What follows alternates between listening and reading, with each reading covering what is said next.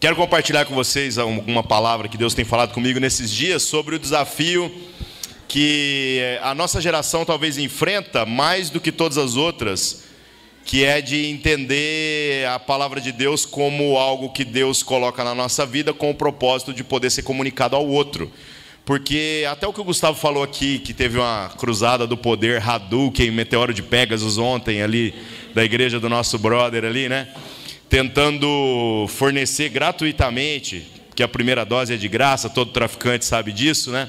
É o óleo de que Deus fala com você.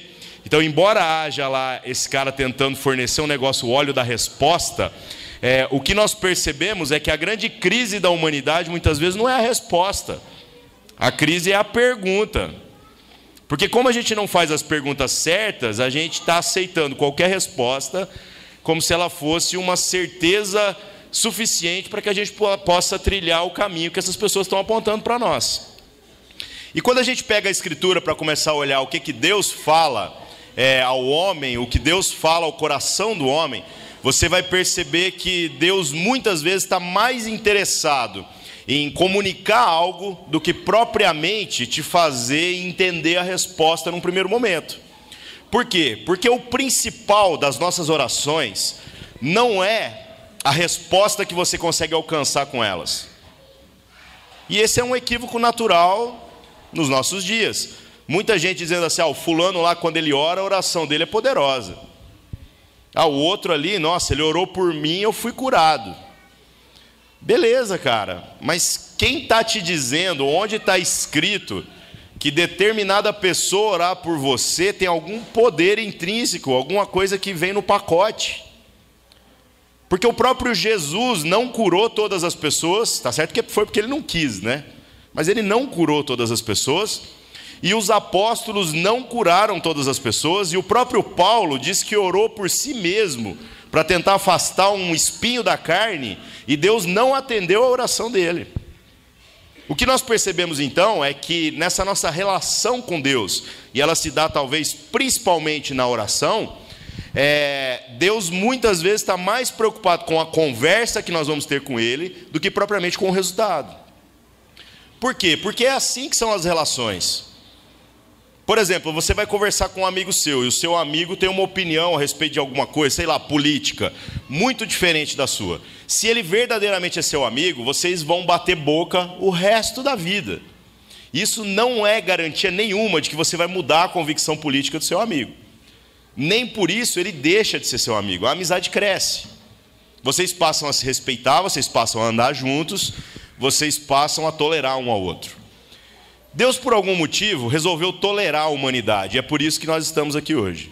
Lá no Gênesis, o que a gente percebe é que Deus se manifesta de maneira oral, através de uma oração, só que ao contrário, porque não é o homem falando com Deus, mas é Deus falando com o homem, e isso está registrado na sua Bíblia, aí no livro de Gênesis, quando Deus, através da sua manifestação oral, traz à existência coisas que não existiam. Ou seja, aquele que é a palavra de Deus, o Cristo, o verbo encarnado depois na pessoa de Cristo, mas que lá ainda não estava encarnado, ele vem e começa a falar coisas. E ele fala, haja luz no verso 3 do capítulo 1. E depois ele fala, haja isso, haja aquilo. E todas as coisas que ele fala começam a vir à existência. Se já não bastasse, Deus poderia simplesmente ter falado assim, vou criar tudo perfeito, absolutamente uma cópia de mim mesmo, mas o próprio Deus ainda ansiava por algo que era muito além do que aquilo que ele criou num primeiro momento. Porque ele não queria criar algo perfeito na perspectiva de ser algo parecido com si mesmo, como um robô, uma cópia, uma réplica, um clone. O que ele queria é fazer algo parecido com aquilo que ele haveria de ser. E aquilo que ele haveria de ser é aquilo que nós encontramos na pessoa de Jesus. Então Deus faz essa oração ao contrário, onde Deus fala com o homem, e ao longo de todo o Antigo Testamento a gente percebe um Deus que está interessado nessa comunicação com o homem o tempo todo. Você lê a Bíblia, eu tenho certeza que tem um monte de coisas que você lê, que às vezes você faz muitas perguntas, mas talvez as perguntas mais importantes não estão sendo feitas. Por que Deus fala com um homem chamado Enoque, e diz que veio um disco voador lá e abduziu ele e levou ele para junto de Deus. Não, não tem disco voador, isso é a minha opinião. Tá? Ele foi, sei lá, ele foi abduzido. Eu não tenho outra palavra para explicar isso, sem ler o texto. Diz que Enoque foi um homem que andou com Deus, e Deus se agradou dele e Deus o tomou para si. Como que você vai explicar isso? É problema seu. Como esse homem teve uma relação tão profunda com Deus? E nós estamos falando ali de um dos caras do princípio de todas as coisas. Como foi essa relação? Deus falou a esse homem. E por que Deus falou a esse homem? Porque Deus estava interessado na relação. E esse homem ouviu de Deus. E esse homem agradou a Deus. E então Deus toma esse homem para si. Depois a gente não vai ver muitas pessoas tomadas aí por Deus ao longo da história, embora haja mais alguns casos. Mais para frente a gente encontra o tal do Abraão. Ah, desculpa, tem Noé antes, né? Todo mundo viu o filme do Noé? Eu não vi até agora porque eu tô assim com dificuldade.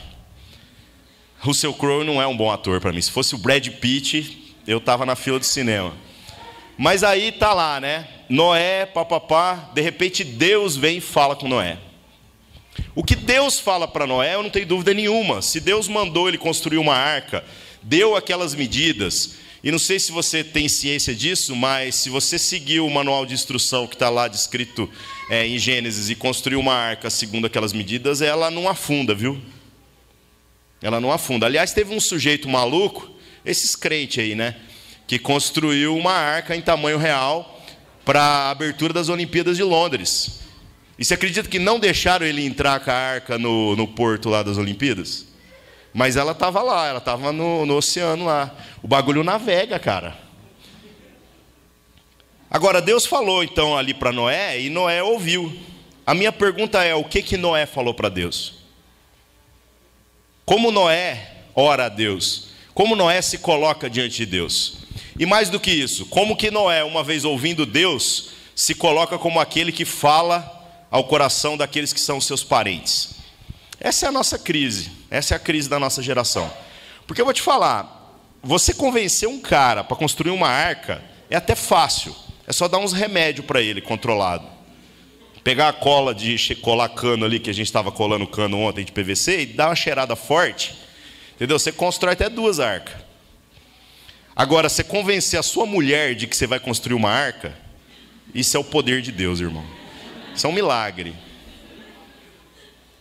Se já não bastasse esse ponto na história, aí esse cara consegue fazer isso, ele ouve de Deus, ele fala com Deus, e a gente ainda não entendeu, porque não tem ali o que ele falou para Deus. A história vai avançando e depois vem um cara chamado Abraão. E Abraão é o amigo de Deus, né? Se ele é amigo de Deus, porque Deus ser amigo dele eu entendo, agora ele ser amigo de Deus eu não entendo nada. O que esse cara fez para ser o pai da fé? O amigo de Deus. Ele era brother, né? Quando Deus chegava na casa dele, ele já jogava uma cerveja para Deus, assim, né? Eu não sei o que ele fazia, mas é isso que eu quero entender. Onde Deus olha para Abraão e vê algo que nós deveríamos estar buscando para a nossa vida. E Abraão ouvir de Deus também é normal. Absolutamente normal. O vinho já tinha sido inventado por Noé, então encher a cara e falar que ouviu de Deus já era fácil.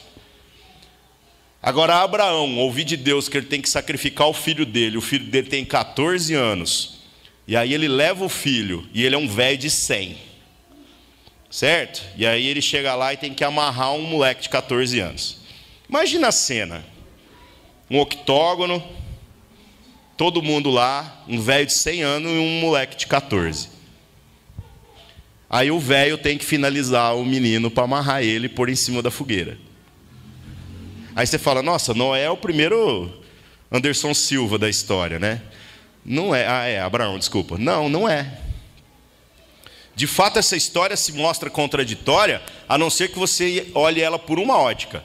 A ótica de que Deus falou com Abraão, e Abraão falou com o filho dele. E quando Abraão falou com o filho dele entendeu o que ele estava falando. E quando ele entendeu, ele se prontificou, porque ele não duvidou daquilo que Deus havia falado com o pai. E aí ele se oferece como sacrifício. Essa é a hipótese mais plausível. Ao longo da história, a gente vai vendo, então, dezenas de homens que passam pela mesma experiência. Gente que ouve de Deus e que passa a viver de uma maneira que o seu procedimento fala de Deus. Fala de Deus para outras pessoas. Davi é um cara impressionante. Todo mundo gosta de Davi pelo lado assim das grandes histórias, né? Davi foi lá e venceu o gigante. Davi é o cara que pegou o rei fazendo cocô dentro de uma caverna e podia ter matado ele lá e ele não tocou no ungido do Senhor. Foi a única vez que essa frase foi usada direito na história da humanidade. Dali para frente, sabe, ele não tocou no ungido do Senhor. Ele falou, não, Deus falou que eu vou ser rei, mas eu não vou matar o cara que o Senhor mandou ungir antes. Deixa ele lá. E deixou ele escapar. E Davi era um cara assim que pelas conquistas dele tem muita história legal para contar. Mas a principal história de Davi é quando você percebe que tendo ele pecado, e não foi pouco pecado, porque ele pega a mulher do soldado, engravida ela, depois tenta mandar o soldado para a guerra, e o safado fala que... Não, ele tenta fazer o cara deitar com a mulher, traz o cara da guerra e manda o cara ir ficar com a mulher dele, para ver se o cara transa em cima ali e confunde o bagulho, sabe? Parece uma novela, né? Malhação total, assim. E o cara é tão fiel a Deus, através do Deus que ele conhece, através daquilo que o rei que está querendo ferrar com ele ensinou, que ele dorme na porta do palácio do rei, mas fala assim, como que eu vou me deitar com a minha mulher enquanto nós estamos em guerra? Mas nunca. E aí o cara fica lá na porta, aí o rei tem uma brilhante ideia, manda o cara para a guerra e manda pôr ele bem na frente. Na hora que começar a voar bala, não tinha bala naquela época, né? Flecha, sai todo mundo correndo e larga ele lá. Dito e feito, aí o cara vai e morre. E aí você lê na Bíblia falar, Davi, o homem segundo o coração de Deus. Que desgraça de um homem é esse, né? Que não só engravida a mulher do outro, como ainda manda matar o outro. Mas Deus fala que se alegra do coração desse cara, porque quando ele é confrontado pelo profeta, ele se arrepende amargamente, e ele conserta aquilo dentro da medida, obviamente, do possível que dá para consertar. Ele conserta toda a situação e ele reconhece o seu pecado, e por isso que isso está registrado na Escritura para que a gente saiba. O homem segundo o coração de Deus é um homem que não apenas ouviu de Deus, mas ele falou de Deus. Ele falou de Deus não apenas naquilo que ele era bom, mas ele falou de Deus também naquilo que ele era ruim. Você olha para um cara como Davi e fica cheio de esperança. Você fala assim, rapaz, se Deus salva um cara igual esse, tem jeito para mim ainda. E é esse mesmo sentimento. Mais uma vez, na Escritura, a gente encontra um homem que tem uma relação com Deus que muitas vezes é incompreensível para nós. É incompreensível. Esse aí até ajudou bastante, porque ele escreveu um monte de salmos, então a gente tem uma ideia de quais são as orações que ele fez ao Pai. Qual era as coisas que ele dizia a Deus e que expressavam assim todo o sentimento que ele estava tendo ali naquele momento. Aí a gente vai avançando um pouco mais, vem Jesus, vem aquele que é a encarnação de Deus para salvar os homens, e ele escolhe ali os 12 apóstolos. Dentre os 12, como a gente sempre fala, não tinha um ruim, tinha um bom e 11 ruins, porque o único bom era Judas. Entendeu? Você fala assim, vamos montar uma equipe de vendas, quem que é bom? Judas, é o cara que resolve o problema. Vamos escolher um cara para ser o contador da igreja? Judas. Nosso contador aqui é o Guilherme, é o cara mais honesto do mundo. Falta dinheiro. Judas roubava e sobrava dinheiro. Se esse cara não é bom, eu não sei o que é ser bom então. E Deus gosta de fazer as coisas desse jeito. Pega ali então os 11 incompetentes e um cara bom. O cara bom é aquele que havia de trair o Senhor. Os outros caras são gente como a gente. E o Cristo então do Senhor, durante 3 anos, gasta a sua vida muito mais do que fazendo milagres, ou curando pessoas, ou multiplicando pães e peixes. Ele estava interessado em falar com aqueles homens. Ele estava interessado em se revelar àqueles homens. E fazer com que aqueles homens tivessem uma experiência de ter uma relação tão íntima com Deus, como ninguém nunca havia experimentado, com exceção desses caras que eu falei para trás. Mas tão profunda, tão intensa, que eles pudessem então agora expressar aquilo que é a graça e o favor de Deus por todos os homens para outras pessoas. Ou seja, Deus não estava apenas interessado em falar a eles, Deus estava interessado naquilo que eles poderiam falar a outros. E esse é o conceito então que a gente tira do que é ser cristão, do que é ser discípulo de Jesus, do que é fazer parte desse reino que é o reino dos céus. A crise que nós vivemos é uma crise de comunicação. Porque a nossa religiosidade criou tanta gente preocupada em ficar posando de espiritual, preocupada em ficar falando língua de anjos, que nós nos esquecemos de como é que se fala a língua dos homens. Nós estamos tão preocupados no que os outros vão pensar a nosso respeito, que a gente não está mais preocupado no que Deus vai ser glorificado através da minha vida, independente do que os outros pensem. Por exemplo, tem gente que não vai mais até a prostituta, porque tem medo que alguém veja ele entrando no bordel. Sendo que, na verdade, não era para haver dúvida nenhuma a respeito do que a gente vai fazer lá. Nenhuma. Eu não preciso nem avisar a igreja. Você me vê na porta da zona, o que você acha que eu estou fazendo lá?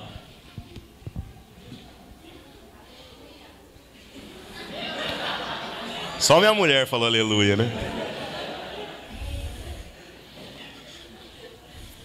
E tem história disso na Bíblia, viu? Quando o povo lá sai do Egito, e aí eles vão tomar a primeira cidade ao entrar na terra prometida ali, que é Jericó, certo? Tem a muralha de Jericó. Você conhece a história, né? Que os caras marcharam lá, caiu a muralha, aquela parada toda, né? Aí, eles precisam mandar uns caras para espiar, para ver como é que é as muralhas pelo lado de dentro, papapá. Aí eles escolhem uns caras e mandam. Onde que esses caras vão? Primeiro lugar quando entra na cidade? Na zona. Natural, porque onde um servo do Senhor deveria estar? Você acha que eu estou inventando? Lê na sua Bíblia, depois você vai ver. Certo? Está lá em Êxodo, você vai ler lá, você vai ver. Aí você fala, não, mas o que eles foram fazer na zona? Aí na zona, eles encontraram uma pessoa acima de qualquer suspeita, que chamava Raabe, era uma prostituta. E essa prostituta, quando viram esses caras, enxergou de cara que eles eram enviados do Deus Altíssimo. E ela faz um acordo com eles muito interessante. O acordo é assim, ó: eu facilito as coisas para vocês, mas eu quero que vocês prometam para mim que vocês não vão matar nem a mim, nem a minha família, por conta de que eu tenho temor do Deus de vocês. E aí, se Deus já não fosse um cara divertido o suficiente de pôr essa história na Escritura, Raabe ainda entra na genealogia de Jesus, lá no livro de Lucas. Você sabia que mulher não era nem contada nessa época? Mas Deus dá uma bagunçada no negócio só para mostrar o quanto que ele tem interesse em levantar pessoas que não são, para se comunicar com o mundo, revelando a sua glória e envergonhando aquelas pessoas que acham que são. Raabe encontrou um lugar na genealogia do Senhor, porque ela se tornou aquela pessoa que viu na vida daqueles caras que foram enviados como espiões a graça e o poder do nosso Deus. Voltando lá para frente, voltando aos dias do presente. Então, onde que a gente deveria estar vivendo? A gente tem que estar vivendo em meio às pessoas. É por isso que nós não cremos num evangelho que vai tentar mutilar as pessoas, começando pela conduta, começando pela cultura, começando pelo que você faz. Porque não é o que você faz, é por que você faz. E essas respostas só serão encontradas quando as perguntas certas forem feitas. Ou seja, quando você lê a Escritura e lê sobre homens e mulheres que andaram com Deus, será que você tem se perguntado o que foi que essa pessoa ouviu de Deus? Ou, uma vez tendo ouvido de Deus, o que foi que essa pessoa mudou em sua vida para que ela pudesse falar de Deus a outras? Porque é isso que está faltando entre nós. Nós somos um bando de religiosos que se reúnem no nome do Senhor, mas que não expressam a graça e a misericórdia de Deus no nosso dia a dia, na nossa prática. Nós somos aqueles que são chamados para sermos missionários em todos os lugares, em todo dia, enquanto a gente trabalha, enquanto a gente estuda, enquanto a gente anda pelas ruas. A gente encontra com o travesti ou com a prostituta e a gente não precisa mudar de calçada. A gente não precisa passar para o outro lado da rua. A gente pode ir de frente para essas pessoas, porque não importa o que os outros vão pensar a nosso respeito. O que importa é se a minha atitude expressa aquilo que Deus fez por mim, para que Deus possa alcançar essa pessoa com o mesmo amor que tem me alcançado. Ou seja, você está lá orando e está pedindo a Deus por muitas coisas. Ah, Deus, eu quero uma casa melhor, eu quero um carro, eu quero resolver os meus problemas. Olha, irmãos, te dá uma dica assim, suave. Lembra da música que cantamos aqui, sabe? O choro pode durar uma noite, a alegria vem pela manhã. Eu estou numa noite que já tem 35 anos de choro. Eu estou orando assim, às vezes para ela encurtar, mas às vezes para ela não acabar tão cedo, porque ainda tem um pouco mais para chorar. E esse evangelho não é um evangelho, às vezes, muito ensinado, porque o pessoal está querendo te comprar pela alegria que vem da manhã. E às vezes a alegria da manhã, irmãos, não está restrita às coisas que essa vida pode nos oferecer, mas ninguém prega isso. Ninguém prega céu. Ou seja, você vai ter lapsos aí de alegria quando você junta com os seus irmãos, com os seus parentes, quando você abraça essas pessoas que estão desesperadamente precisando ouvir de Deus e você consegue repartir um pouco do que você recebeu. Isso são lapsos de alegria na nossa vida. Mas a plenitude da alegria mesmo, você só vai receber quando você partir dessa para uma melhor. Quando a gente botar você dentro de um paletó de madeira e velar aqui dentro da igreja. Com honras, espero. Sabe, poder fazer um churrasco para despachar você. Antes disso, a única promessa que a gente tem é de que a vida é difícil mesmo. Mas Deus está falando com a gente. E se Deus está falando com cada um de nós aqui, eu não tenho dúvida nenhuma. Se Deus está colocando dentro de nós um desespero por buscar uma relação com o Criador que seja genuína, sem atravessadores, sem dependência financeira e sem nenhuma outra porcaria que estão ensinando por aí, é porque o próprio Espírito Santo tem despertado isso dentro de nós. Não é nós que desejamos Deus, mas é Deus que já está falando com a gente primeiro e nos instigando a desejá-lo. Uma vez que isso está acontecendo, você precisa então entender que o que Deus quer fazer na sua vida é não apenas para você mesmo, mas para poder abençoar outros, para poder repartir algo com as pessoas que estão ao seu redor. E não é na igreja, são as pessoas em toda a vida, são as pessoas em todo lugar. Mais importante do que aquilo que você fala com Deus é aquilo que você ouve de Deus. Então as suas palavras diante de Deus sejam poucas mesmo. Ore com temor, ore com fervor, peça, chora, faz o que você quiser fazer, velho. Você sabe orar em línguas aí com os Shabanais indenevras? Fica à vontade. Tranca a porta do seu quarto lá e expresse a sua espiritualidade. Eu não estou muito preocupado com a forma, mas ouça de Deus. Eu espero que depois de um tempo de oração, Deus tenha falado com você. E se Ele falou com você, não se cale, mas viva segundo essa palavra, de modo que outros possam ver Deus em você. Sabe o que está me deixando mais angustiado? As pessoas olharem para mim às vezes e achar que eu sou um ET, assim. Me chamar de herege, falso profeta, pastor do capeta. Tudo isso eu já aceito. Já está no pacote, sabe?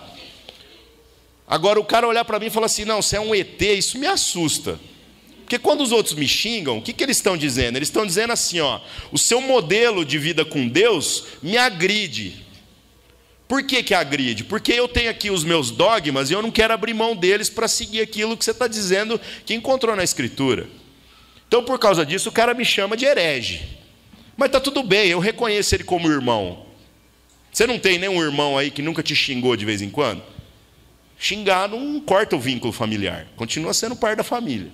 Então eu aceito, certo? Você não tem nenhum irmão vagabundo, não, que te rouba. Você não tem nenhum tio cachaceiro, aquele que chega nas festas de Natal e bagunça tudo. Então, continua sendo seu tio. Então essas coisas não quebram vínculo. Com esses a gente não pode estar preocupado. Mas e quando aparece um ímpio, uma pessoa que a religião disse que esse cara não tem salvação? Porque esse cara é um ateu, esse cara é um profano, esse é um cara que está vivendo na imoralidade. E aí ele começa a ver a sua maneira de viver e diz assim: velho, você não é desse mundo. Ele está até certo, porque eu não sou mesmo, e nem você é. Mas ele diz assim: cara, você é diferente dessas coisas tudo aí. Porque parece que você está vivendo um negócio assim, tão livre. É isso mesmo, eu estou vivendo livre. Mas como assim livre, cara? Você está se submetendo a uma escravidão e ainda assim parece que você está fazendo um negócio feliz. É isso mesmo, velho. Eu sou escravo de Cristo e isso aqui me faz livre. Não, peraí, eu não estou entendendo nada disso, velho. Não, mas não dá para entender mesmo. Não, eu não entendo esse Deus seu. Fala então, eu entendo, só que eu não consigo te explicar, mas eu consigo te mostrar. Quer ver Deus? Vem andar comigo. Eu te mostro Deus. Eu te mostro Deus em cada parede que você amaciar aqui nessa obra. Eu te mostro Deus em cada carrinho de mão cheio de concreto e de entulho que você vai ter que levar e jogar na caçamba ali na porta. E você acha que eu estou brincando? É isso. A gente estava falando aqui, eu e o Adriano, sobre o quanto que essa obra, pelo menos para nós, foi uma coisa legal. Eu falo pela nossa relação. Porque Deus fala comigo e Deus fala com ele. Mas eu só sei o que Deus fala com ele, e ele só sabe o que Deus fala comigo, porque durante esses dias aqui nós estamos há mais de mês trabalhando de peão aqui igual uns loucos. Ou seja, se a gente limitasse o nosso relacionamento, aquilo que a gente vive no culto, levaria 20 anos para a gente conversar o que a gente conversou aqui esses dias. Ou seja, Deus expressa a sua graça na minha vida, e ela passa pela minha vida e atinge ele no serviço. E o que Deus fala com ele me atinge no serviço. Mais importante do que o que Deus quer falar comigo é aquilo que Deus quer falar com ele através da minha vida. E é isso que nós precisamos como igreja agora buscar. Ah, mas eu quero servir a Deus lá na minha casa. Não tem jeito, velho. Porque lá na sua casa é para resolver o seu problema. E Deus não quer resolver o seu problema. Deus está se lixando para o seu problema. Você vai orar para diminuir os problemas e Deus vai aumentar eles. Vai trocar por outros piores. Sabe assim, o meu irmão dá muito problema. Aí você vem para a igreja e ganha 100 irmãos. Não, porque eu tenho um irmão que me empresta dinheiro e não me paga. Aqui nós temos um monte desses. E o pior é que você vai continuar emprestando. Porque ele é safado, mas você quer salvar. É seu irmão, cara. Ah, mas meu pai não presta. Aqui você vai encontrar muitos pais. Gente que não presta mesmo. Como Deus pode falar através da sua vida para abençoar os outros? Como Deus pode falar através de você para abençoar os seus pais lá na sua casa, o seu patrão, o seu funcionário, os seus colegas de escola, de faculdade? Como que Deus pode falar? Para de tentar posar de santo. Começa a traduzir de maneira prática aquilo que Deus falou com você nas suas orações. Se é que Ele tem falado alguma coisa. Se Deus não fala com você através das suas orações, ou seja, não é o céu abrir não, viu gente? Vinha a voz do Cid Moreira. Não é isso.